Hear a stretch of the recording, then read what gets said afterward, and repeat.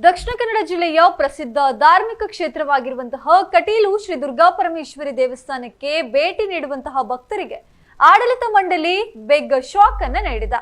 ದಿನದಿಂದ ದಿನಕ್ಕೆ ಹೆಚ್ಚುತ್ತಾ ಇರುವ ಜನಸಂದಣಿಯನ್ನು ನಿಯಂತ್ರಿಸುವ ಹಾಗೂ ಕ್ಷೇತ್ರದ ದಿವ್ಯ ಪಾವಿತ್ರತೆಯನ್ನು ಕಾಪಾಡುವ ನಿಟ್ಟಿನಲ್ಲಿ ಅತ್ಯಂತ ಕಠಿಣ ನಿಯಮಾವಳಿಗಳನ್ನು ಜಾರಿಗೆ ತರಲಾಗಿದೆ. ಹೌದು, ಮೊಬೈಲ್ ನಿಷೇಧದಿಂದ ಹಿಡಿದು ಡ್ರೆಸ್ ಕೋಡಿನವರೆಗಿನ ಈ ಹೊಸ ಗೈಡ್ಲೈನ್ಸ್ ತಿಳಿಯದೆ ದೇವಸ್ಥಾನಕ್ಕೆ ಹೋದರೆ ಭಕ್ತರು ದರ್ಶನ ಸಿಗದೆ ಪರದಾಡುವ ಸಾಧ್ಯತೆ ಇದೆ. ಹಾಗಾಗಿ ಕ್ಷೇತ್ರಕ್ಕೆ ಹೊರಡುವ ಮುನ್ನ ನೀವು ಪಾಲಿಸಬೇಕಾದ ಸಂಪೂರ್ಣ ವಿವರ ಇಲ್ಲಿದೆ.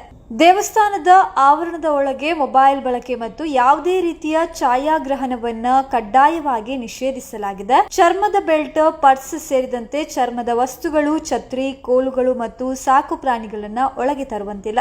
ದೇವಸ್ಥಾನದ ಒಳಗೆ ಮತ್ತು ಹೊರಗೆ ಎಳನೀರು ಕುಡಿಯುವಂಥದ್ದು, ಧೂಮಪಾನ ಮಾಡುವಂಥದ್ದು, ಗುಟ್ಕಾ, ತಂಬಾಕು ಜಗಿಯುವಂಥದ್ದು ಹಾಗೂ ಉಗುಳೋದನ್ನ ಕಂಪ್ಲೀಟ್ ಆಗಿ ಬ್ಯಾನ್ ಮಾಡಲಾಗಿದೆ. ಇನ್ನು ಶ್ರೀದೇವಿಯ ದರ್ಶನಕ್ಕೆ ಬರುವಂತಹ ಭಕ್ತರು ಸಾಂಪ್ರದಾಯಿಕ ಪದ್ಧತಿಗಳನ್ನು ಪಾಲಿಸುವಂಥದ್ದು ಕಡ್ಡಾಯ ಆಗಿದೆ. ಭಕ್ತರು ಕಡ್ಡಾಯವಾಗಿ ಭಾರತೀಯ ಸಾಂಪ್ರದಾಯಿಕ ಉಡುಪುಗಳನ್ನು ಧರಿಸಿ ಮಾತ್ರ ದೇವಸ್ಥಾನಕ್ಕೆ ಬರಬೇಕು. ಆಧುನಿಕ ಹಾಗೂ ಅಸಭ್ಯ ಉಡುಪುಗಳಿಗೆ ಅವಕಾಶ ಇಲ್ಲ. ಮಾಂಸಾಹಾರ ಸೇವನೆ ಮಾಡಿದವರಿಗೆ ಮತ್ತು ಮದ್ಯಪಾನ ಮಾಡಿದವರಿಗೆ ಕ್ಷೇತ್ರ ಪ್ರವೇಶವಿಲ್ಲ. ದೇವಸ್ಥಾನಕ್ಕೆ ಬರುವ ಮುನ್ನ ಸ್ನಾನ ಮಾಡುವ ಕಡ್ಡಾಯ. ಒಂದು ವೇಳೆ ಮೃತ ಶರೀರದ ದರ್ಶನ ಪಡೆದಿದ್ರೆ ಅಂದು ಸ್ನಾನ ಮಾಡದೆ ದೇವಸ್ಥಾನ ಪ್ರವೇಶಿಸುವಂತಿಲ್ಲ. ಇನ್ನು ಗರ್ಭಿಣಿ ಮಹಿಳೆಯರಿಗೆ 7 ತಿಂಗಳ ಬಳಿಕ ದೇವಸ್ಥಾನಕ್ಕೆ ಬರಲು ಅವಕಾಶ ಇರುವುದಿಲ್ಲ. ಮಹಿಳಾ ಭಕ್ತರು ಮುಟ್ಟಿನ ಅವಧಿಯ 5 ದಿನಗಳವರೆಗೆ ಹಾಗೂ ಕುಟುಂಬದಲ್ಲಿ ಮರಣ ಮತ್ತು ಜನನ ಸೂತಕ ಇರುವ ದಿನದಲ್ಲಿ ದೇವಸ್ಥಾನದ ಒಳಗೆ ಪ್ರವೇಶಿಸಬಾರದು ಎಂದು ಆಡಳಿತ ಮಂಡಳಿ ತಿಳಿಸಿದೆ. ಇನ್ನು ಶ್ರೀದೇವಿಗೆ ಕೇವಲ ಬಾಳೆ ಹಗ್ಗದಲ್ಲಿ ನೈಸರ್ಗಿಕವಾಗಿ ನೇಯ್ದ ಮಲ್ಲಿಗೆ ಹೂವನ್ನು ಮಾತ್ರ ಅರ್ಪಿಸಬೇಕು. ಬೇರೆ ದಾರ ಬಳಸಿ ಕಟ್ಟಿದ ಹೂಗಳನ್ನು ಸ್ವೀಕರಿಸಲಾಗುವುದಿಲ್ಲ.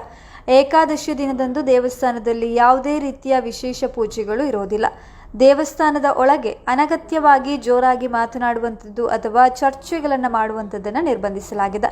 ಜೊತೆಗೆ ಪ್ರಸಾದ ರೂಪದ ಆಹಾರ ಹೊರತುಪಡಿಸಿ ಬೇರೆ ಯಾವುದೇ ಹೊರಗಿನ ಆಹಾರ ಸೇವನೆಗೆ ಅವಕಾಶ ಇಲ್ಲ. ಭಕ್ತರು ತಮ್ಮ ಚಿನ್ನಾಭರಣ ಹಾಗೂ ಅಮೂಲ್ಯ ವಸ್ತುಗಳ ಬಗ್ಗೆ ತಾವೇ ಜಾಗೃತಿ ವಹಿಸಬೇಕು. ವಾರಾಂತ್ಯ ಹಾಗೂ ಹಬ್ಬದ ದಿನದಲ್ಲಿ ಜನಸಂದಣಿ ಹೆಚ್ಚಿರುವಾಗ ಅನ್ನ ಪ್ರಸಾದ ಹಾಗೂ ವಸತಿ ವ್ಯವಸ್ಥೆಯಲ್ಲಿ ಸ್ವಲ್ಪ ವ್ಯತ್ಯಯವಾದರೆ ಭಕ್ತರು ಆಡಳಿತ ಮಂಡಳಿಯೊಂದಿಗೆ ಸಹಕರಿಸಬೇಕಾಗಿ ವಿನಂತಿಸಲಾಗಿದೆ. ಭಕ್ತಾದಿಗಳು ಈ ಎಲ್ಲಾ ನಿಯಮಗಳನ್ನು ಚಾಚೂ ತಪ್ಪದೆ ಪಾಲಿಸಿ ಕಟೀಲು ಅಮ್ಮನ ಕೃಪೆಗೆ ಪಾತ್ರರಾಗಬೇಕಾಗಿ ಪ್ರಕಟಣೆ ಕೋರಿದೆ.